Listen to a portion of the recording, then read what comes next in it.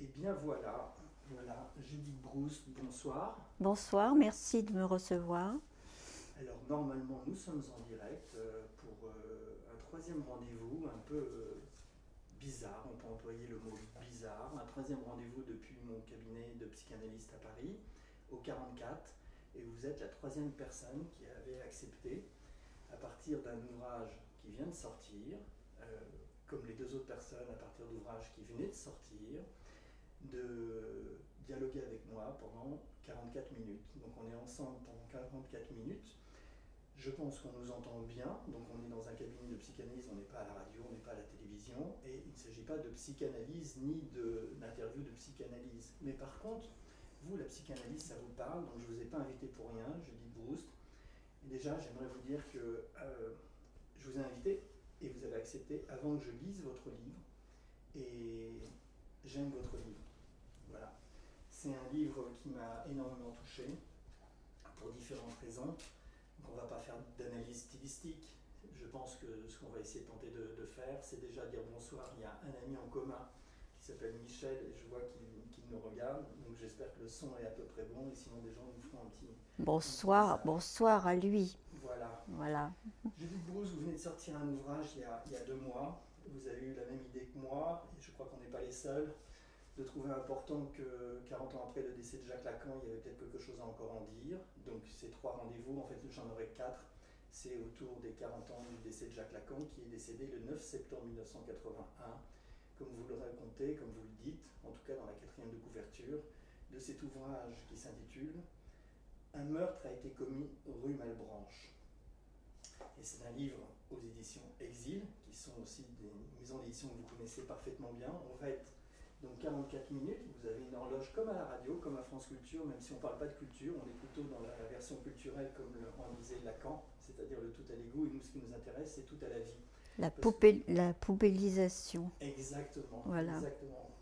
Donc Judith, je vous ai dit déjà que je trouvais que j'aimais votre livre, voilà, c'est sincère parce que vous y convoquez des personnes qui sont plus que touchantes, voilà. J'y Mais convoque des fantômes, on peut dire. exactement, Oui. voilà. Et est-ce que je peux vous souhaiter également, après vous dire que j'aime votre livre, vous souhaiter une bonne fête, parce que c'est une sainte aujourd'hui, et je trouvais que la date était drôle, même si vous La avez dit Sainte Catherine, la oui. Sainte Catherine. Voilà. On n'a rien prévu, on ne s'est pas dit grand-chose.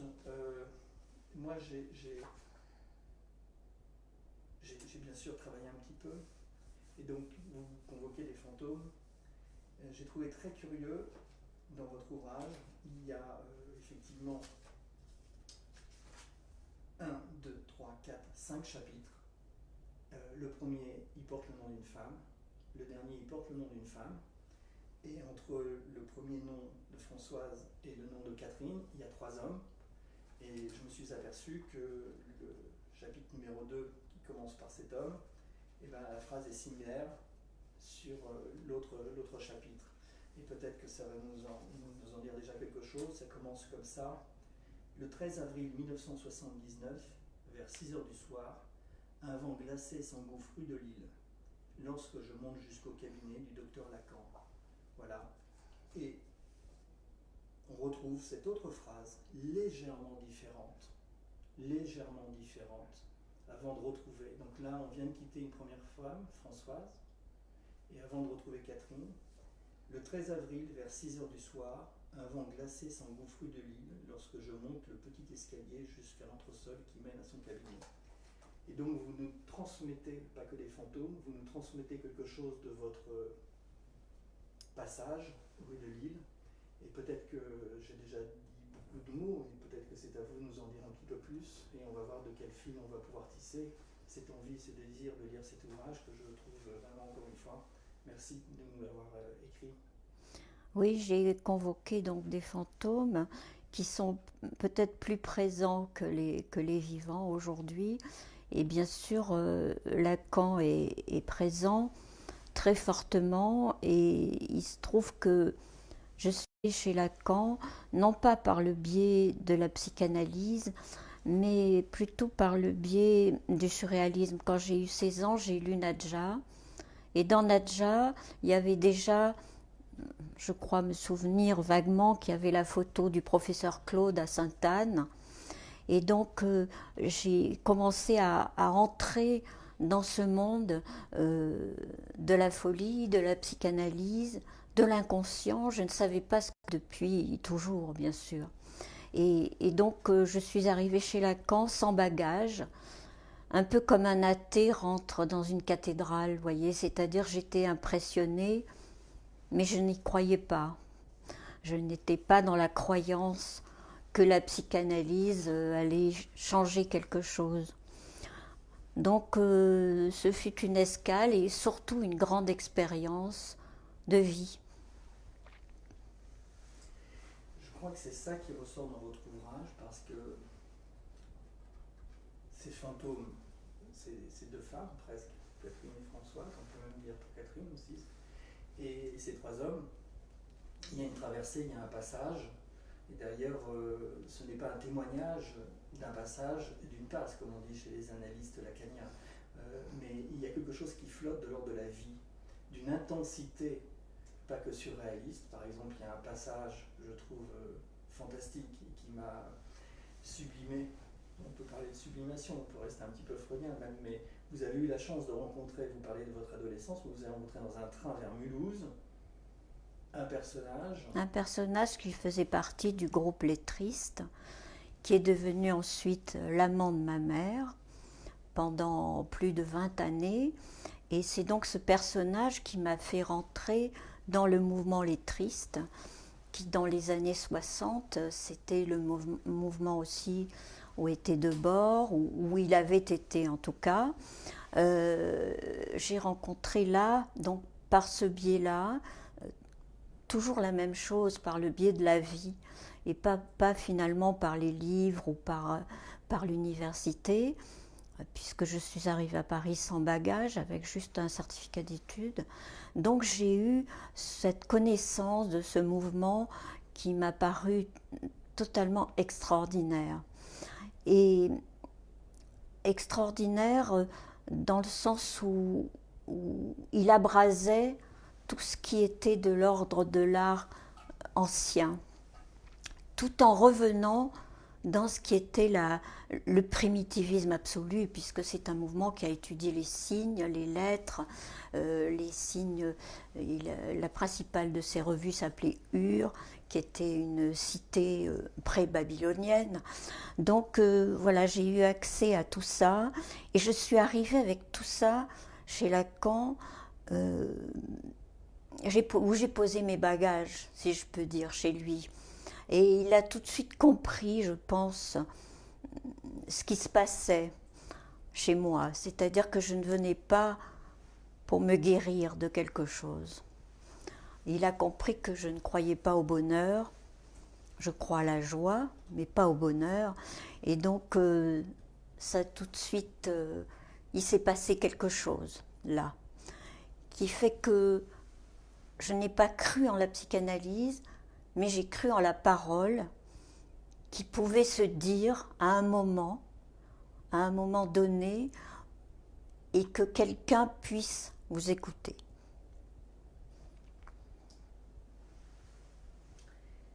C'est fondamental. Si la psychanalyse peut être encore un poumon pour l'humanité, c'est bien à ce niveau-là qu'il faut l'entendre. Et dans votre écriture même, dans votre livre, effectivement, il y a ce fil. Donc j'ai évoqué ces deux aspects qui sont en fait reliés. Le 13 avril.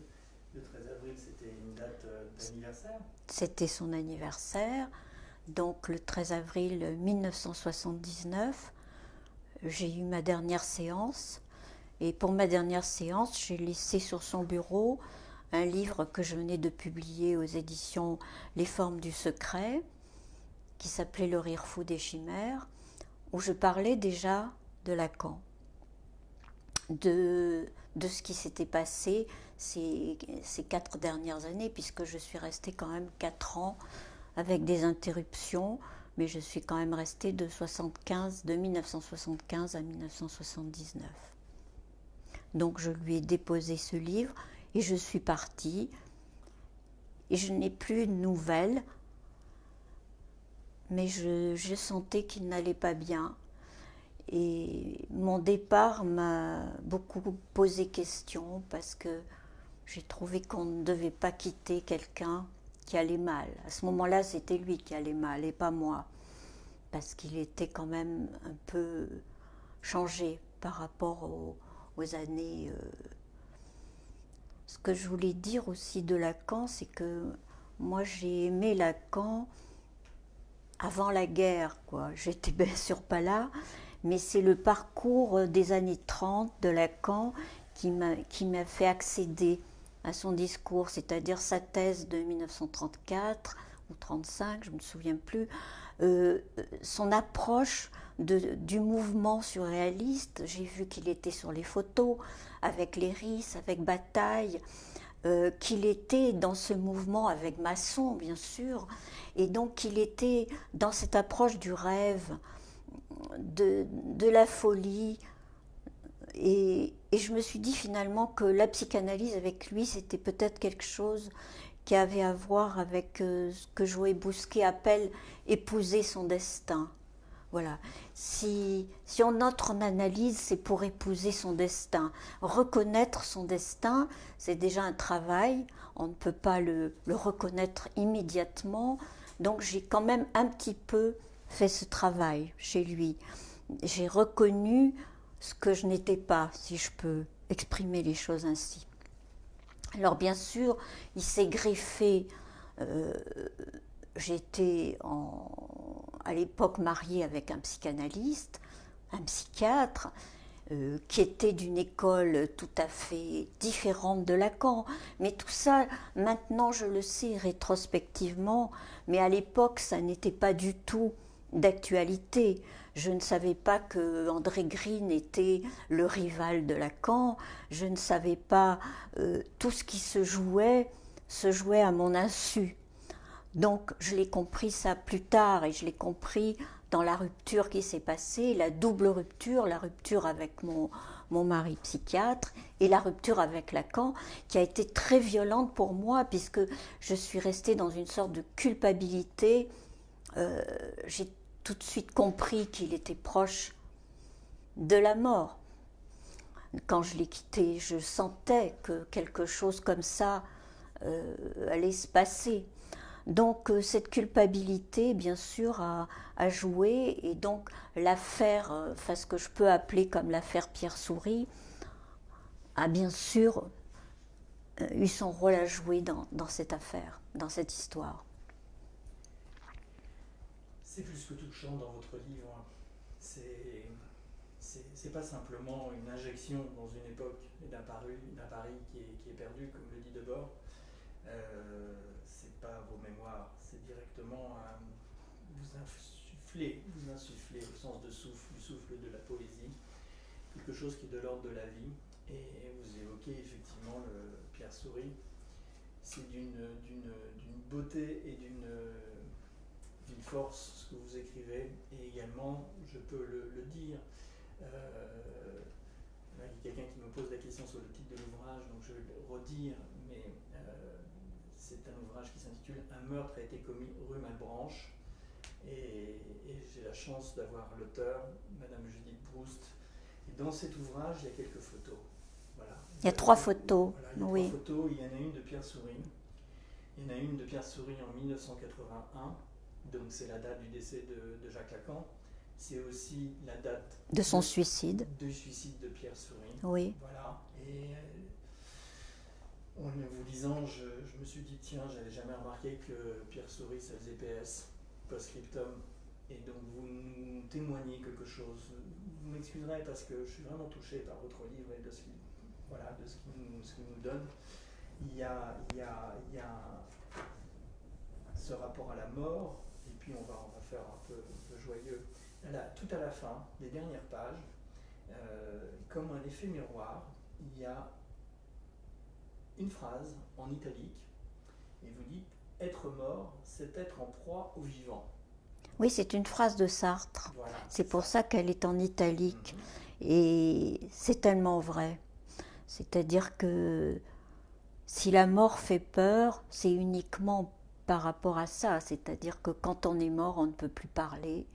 Et donc on est la proie de ceux qui restent en vie et qui peuvent parler de vous, qui peuvent faire de vous quelque chose ou autre chose aussi.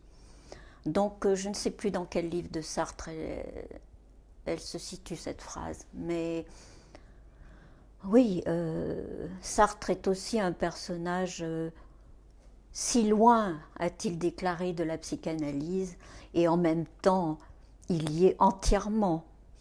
Hein, lui qui ne croyait pas à l'inconscient, on est sidéré quand on lit les mots, on est sidéré quand on lit son Flaubert, de voir à quel point il connaît, il sait ce que c'est que les choses qu'on ne dit pas et qui sont là. D'ailleurs, il y a une citation qui introduit un chapitre qui est de Sartre, là c'est identifié. Et en miroir de cette page, la dernière page, il y a cette phrase, et là elle est de vous. Les histoires ne prennent du sens que lorsqu'elles finissent. Oui.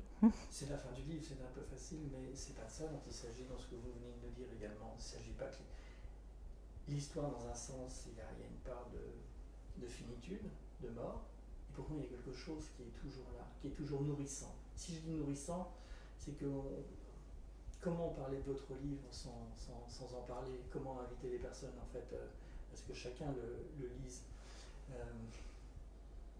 Nourrissant, je le fais parce que cette photo de Pierre sourit avec... Elle est extraordinaire, parce qu'il est à quelques mois de son suicide, et en même temps, il a quelque chose de l'enfance, il a quelque chose de terriblement vulnérable. C'est un être que j'ai rencontré donc bien avant Lacan, avant 1970 à la Contrescarpe.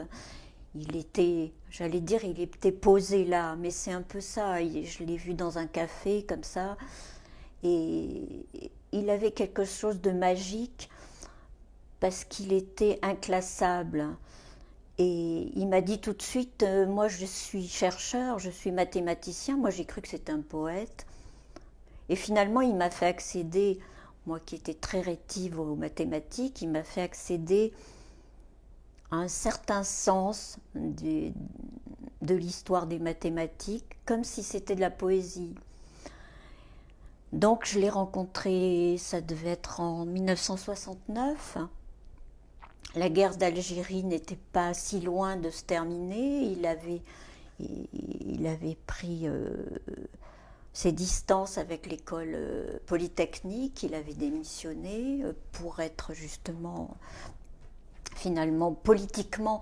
Il n'était pas politiquement inscrit dans un mouvement, mais je l'ai toujours trouvé très proche du politique. En tous les cas, vous dites que là où il habitait, c'était un peu une ambiance fourriériste. Oui, parce que moi je n'y suis jamais allée, mais c'était pour moi un endroit mystérieux parce que c'était une communauté de mathématiciens. Je crois qu'ils étaient 3 ou 4, et il y avait, tout à l'heure vous avez employé le mot souffle, et moi je voudrais employer le mot de vent, c'est-à-dire qu'il y avait un grand vent dans ces années-là qui soufflait partout, dans tous les sens. Donc ce grand vent, il était, me semble-t-il, aussi dans l'appartement de Pierre où je ne suis jamais allée, qui était rue du Dahomey. Et il se trouve que moi j'ai emménagé tout près de la rue du Dahomey en 1980. Et là nous nous sommes retrouvés, je ne sais plus exactement comment, mais il venait souvent me voir. Et c'était une époque où il avait fait partie, je crois, d'un groupe d'hommes. Il était très sensible à tout ce qui se passait avec les mouvements féministes déjà. Donc il se sentait coupable d'être un homme. Il était mal à l'aise d'être un homme. Il était déjà... Il anticipait déjà tout ce qui se passe aujourd'hui. Et tout ce qui se passe aujourd'hui... moi je voudrais quand même en dire un mot, c'est-à-dire que je comprends tellement ces jeunes femmes et les mouvements MeToo, je les comprends parce qu'il y a une vérité qui se dit là et qu'on n'a jamais osé dire, même chez les féministes de mon âge, dans les années du MLF, etc. Donc, donc Pierre, je l'ai retrouvé là, et nous avons une relation très inclassable, je dirais. Voilà. Dans tous votre livre, c'est une histoire d'hommes et de femmes et de générations. Oui. Et de quelle manière, effectivement, on reste en vie. Il y a un passage où vous parlez de Lacan et vous parlez de respiration. Bon, je ne vais pas faire de grands commentaires, mais peut-être quelques bribes comme ça, donc ça va paraître un extrait, mais un extrait coupé de du texte qui l'entoure, mais Lacan n'embraye pas, c'est sa respiration qui vient à mon secours, puis il se mouche bruyamment. Je ne le supporte pas. En se mouchant ainsi, j'ai le sentiment qu'il cherche à évacuer ce que je viens de dire. Ce que vous venez de dire dans votre livre un peu avant, c'est un petit peu ce que vous venez de nous dire là, dans cette vidéo en 2021. Mais je pense que l'important c'est que les gens puissent le lire plutôt que d'essayer de l'entendre. Il y a ça aussi. Et donc de problèmes de femmes, de problèmes de transmission, de sexualité. Et votre livre n'est pas du tout une anecdote sur les années 60-70. Il y a quelque chose dont vous avez envie de nous donner. C'est comme ça que je l'entends. Quelque chose de l'ordre de la transmission. Comme quelque chose, un petit peu de cette voix que je viens d'entendre, en disant, il y a quelque chose à apporter encore. Apporter un souffle, un vent, quelque chose qui est de l'ordre de la liberté, d'un non-pouvoir sur les autres. C'est cette expérience-là, je crois, avoir entendu. Oui, je crois beaucoup à tous ces jeunes qui aujourd'hui prennent la parole, et prennent la parole parfois de façon inconsidérée. Mais pourquoi pas? Il faut la prendre de façon inconsidérée. Il faut jeter un pavé dans la mare. Finalement, c'est aussi ce qu'a fait Lacan. C'est ce qu'ont fait les créateurs. Vous savez, il y a une phrase que j'aime beaucoup qui est dite par Francis Bacon avec son accent irlandais. Il faut transformer la vie. Voilà. Donc peut-être il n'est plus question trop de changer le monde aujourd'hui, ça je ne sais rien, mais transformer la vie, c'est ce que j'ai cherché en allant voir Lacan, c'est ce que j'ai cherché dans ma vie, c'est ce que Souris a cherché, et je ne sais pas si le suicide est un échec ou pas. Je ne me permettrai pas de porter un jugement sur cet acte qu'il a commis en juillet 1981. On se gardera bien de convoquer Lacan qui a une phrase sur le sujet parce que ça serait faire de la surinterprétation. Il ne s'agit pas d'interpréter, il s'agit de continuer à vivre. Et ce que vous venez d'évoquer, l'art et la vie, c'est cette grande tradition des avant-gardes historiques, comme vous avez évoqué avec le surréalisme et les néo-avant-gardes aussi qui étaient dans Paris. Et ce magma dont vous nous parlez, effectivement, de la rue Contrescarpe, mais aussi en convoquant un Pierre Souris, pas simplement mathématicien, mais quelqu'un qui veut transformer la vie, hein, et qui veut... Et qui n'y arrivait pas.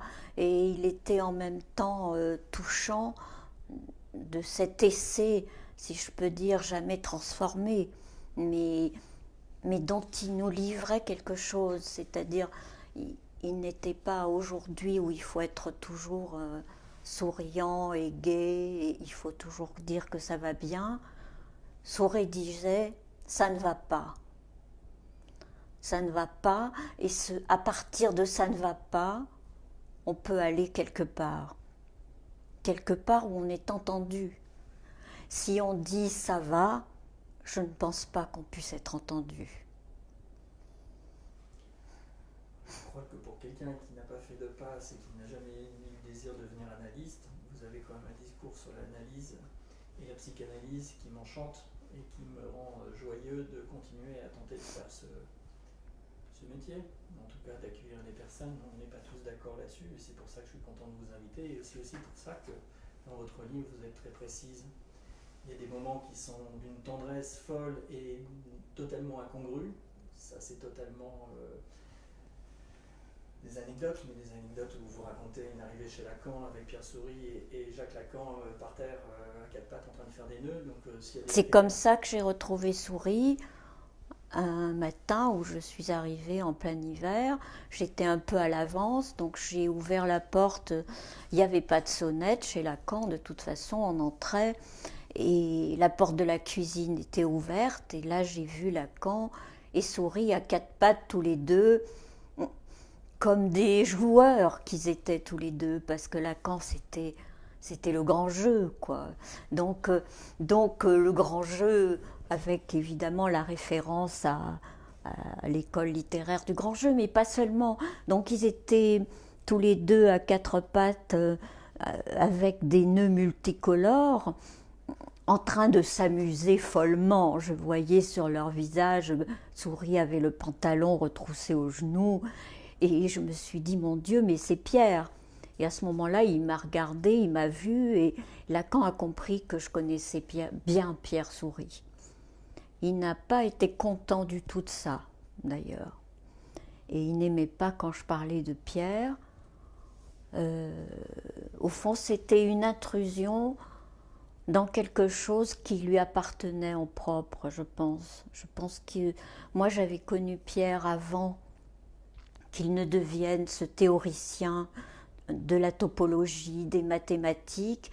Et moi, j'ai connu Pierre à un moment, bien sûr, il a toujours été le mathématicien qu'il était, mais il était dans une sorte de recherche, il avait un rapport aux femmes que je trouvais extraordinaire, c'est-à-dire qu'il refusait tout ce qu'on appelle la séduction, c'est-à-dire la parole de la séduction, qui finalement n'est pas une parole, qui est juste une sorte d'appareil qu'on prend pour acquérir quelque chose. Il refusait cette parole parce qu'il voulait de la vérité. Il me disait, je ne peux pas séduire une femme en parlant. Il faut que je la touche. Donc il voulait toucher les femmes avant de leur parler. Je trouve ça tellement beau. Et en même temps, aujourd'hui, bien sûr, c'est devenu impensable qu'un homme vous touche sans vous parler. Alors là, on arrive dans l'agression. Mais je comprends que c'est une agression.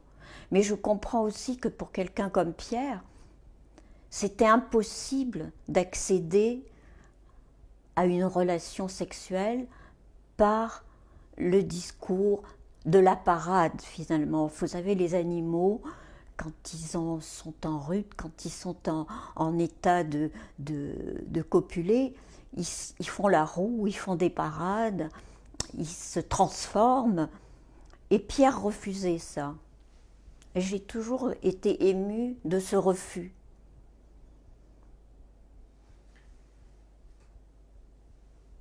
Du refus de Lacan, ou peut-être pas du refus de Lacan, de l'accueillir en analyse, on n'en dira rien tous les deux, mais vous en parlez avec beaucoup d'humilité, et ça permet d'éclairer également ce départ. J'en parle parce qu'il m'a porté un jour la lettre qu'il avait écrite, ou le brouillon d'une lettre qu'il avait envoyée à Lacan. Une lettre tout à fait enfantine, encore une fois. Monsieur, je voudrais faire une psychanalyse avec vous. Enfin, c'était une phrase dans ce genre-là, que je trouvais très misérable, et je le lui ai dit. Et il l'a envoyé, et il n'a bien sûr eu aucune réponse. C'était trop tard, c'était dans les années, à la fin des années 80. Je pense que Lacan ne pouvait plus entendre la parole de Pierre. Pierre, un nom, Souris, et pas que le sourire, mais le chat. Nom, le chat et la souris. Voilà, bien sûr, il faut raconter les souris. Jacques, Lacan, voilà. Gilles, on en parle un peu dans la pénombre. Oui, alors Gilles, c'est ce psychiatre donc, qui était à l'époque en analyse avec André Green. Comme je vous ai dit, j'ai reconstitué tout ça dans l'après-coup, et qui m'a accompagnée quand même dans mon voyage chez Lacan. Il a tout à fait compris ce qui était en train de se passer pour moi. Alors lui, c'est l'inverse de Souris, bien sûr. C'est un grand séducteur. C'est un homme qui était très beau, très charismatique, qu'il est resté d'ailleurs. Et oui, l'antithèse de Souris. Donc ça a été un parcours un peu de souffrance. Vous voyez, j'aime pas non plus employer le mot malheur. Je ne crois pas au bonheur ou au malheur, je crois à la joie et à la souffrance, ce qui est très différent, je crois.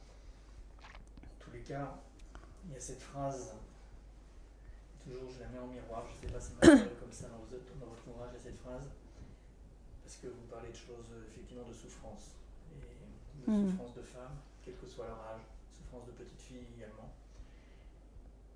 Le père, le voilà, ramené par le mari.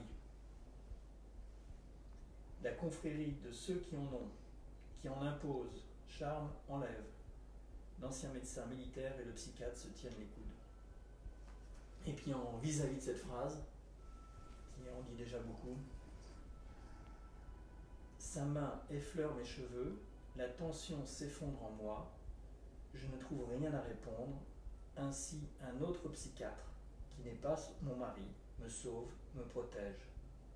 Serait-il aussi un enfant qui fait partie de notre internationale? L'internationale, c'est celle des avant-gardes, des artistes, des fous. C'est l'internationale des enfants que voulait créer Pierre.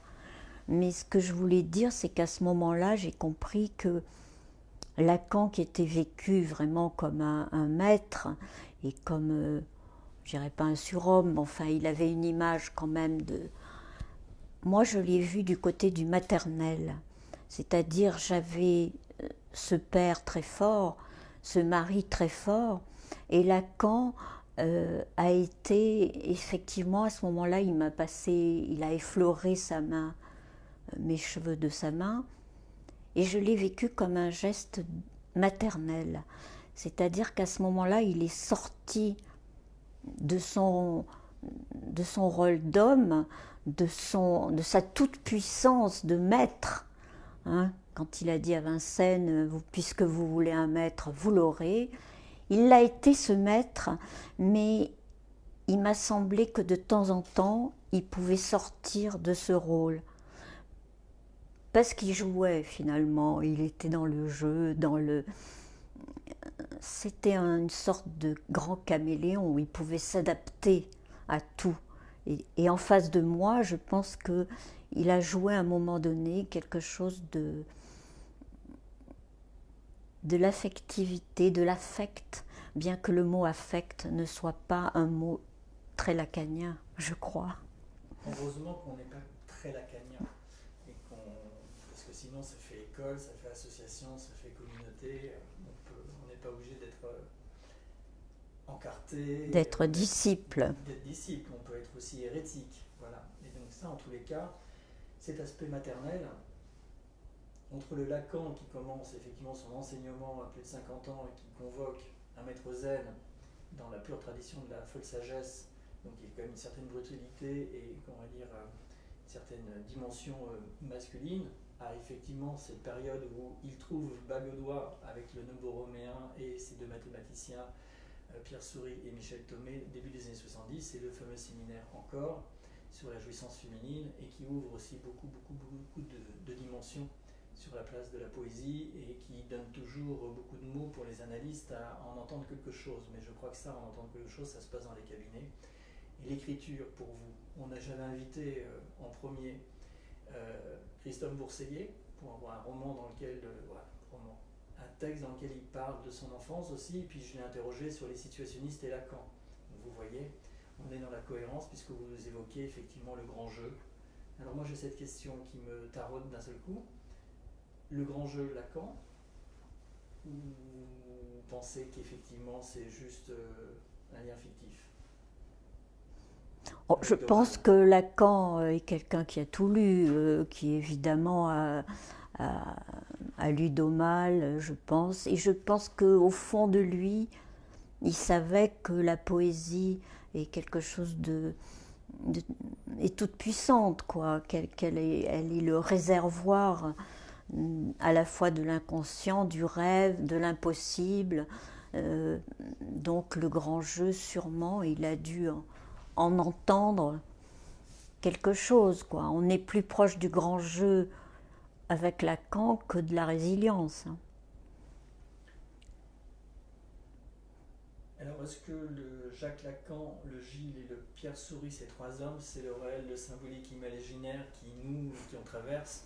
On restera sur une petite blague là-dessus pour nos amis lacaniens qui sont effectivement adeptes de topologie, qui pourront travailler à voir de quel nouage il s'agit, mais en fait il s'agit d'un nouage de joie, de quelque chose qui n'est pas simplement une écriture. Voilà, il s'agit d'une écriture, parce que ce n'est pas votre premier livre. Vous avez parlé de celui que vous aviez laissé à Lacan en 1979, rue de Lille, mais vous en avez écrit d'autres chez Gallimard.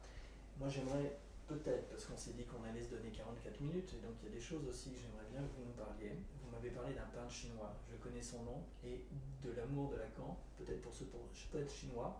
Et s'il y a bien quelqu'un qui peut nous en parler, c'est vous. Et ça, c'est pas dans le livre, mais je profite que vous êtes Si, là. c'est un petit peu dans le livre, puisque donc j'étais en contact avec le mouvement lettriste, et dans ce mouvement lettriste, il y avait un homme qui s'appelait Roberto Altman, avec qui j'ai travaillé, avec qui j'ai fait un livre, et qui était très ami, qui travaillait lui-même avec un peintre samouraï qui s'appelait Akeji.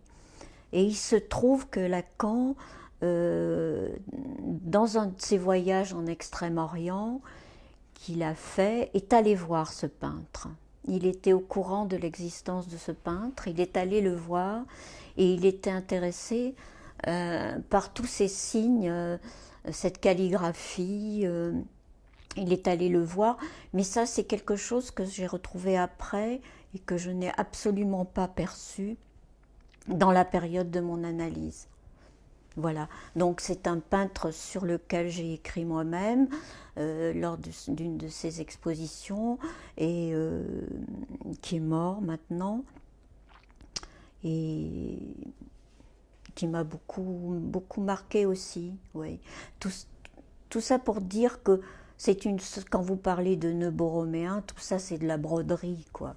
C'est-à-dire qu'il y a une sorte de lien, de brodage, de tapisserie, inconscient ou pas, qui se trament, qui se nouent et qui font que tout ça s'entremêle, se croise.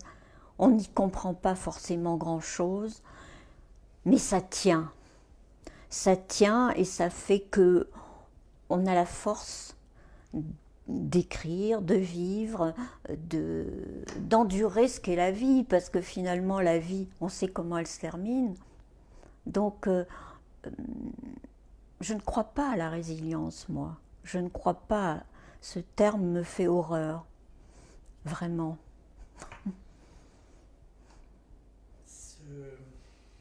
Ce rôtissage qu'a fait Catherine à travers l'histoire de Françoise, c'est de ça dont vous parlez dans cet ouvrage. Oui, c'est la matrice. C'est la matrice, c'est-à-dire que l'inceste, mais ça c'est Freud déjà qui le dit, l'inceste, et évidemment aujourd'hui on pousse des cris sur l'inceste, et mon Dieu, qu'est-ce que c'est? Mais c'est la base de la civilisation, de la nôtre en tout cas. Donc, ce qui n'était pas le cas, par exemple, pour les Égyptiens. Les Égyptiens, les enfants couchaient avec leurs parents, les frères et les sœurs couchaient ensemble. Aujourd'hui, notre base, c'est l'inceste. Bon, donc cet inceste, il est dès le départ dans mon livre, puisque ma cousine a eu ce lien avec quelqu'un qui était l'oncle. Donc j'en parle sans mettre l'adjectif de l'interdit, c'est-à-dire bien sûr que c'est un interdit, mais c'est un interdit qui a été fabriqué pour que la civilisation tienne le coup,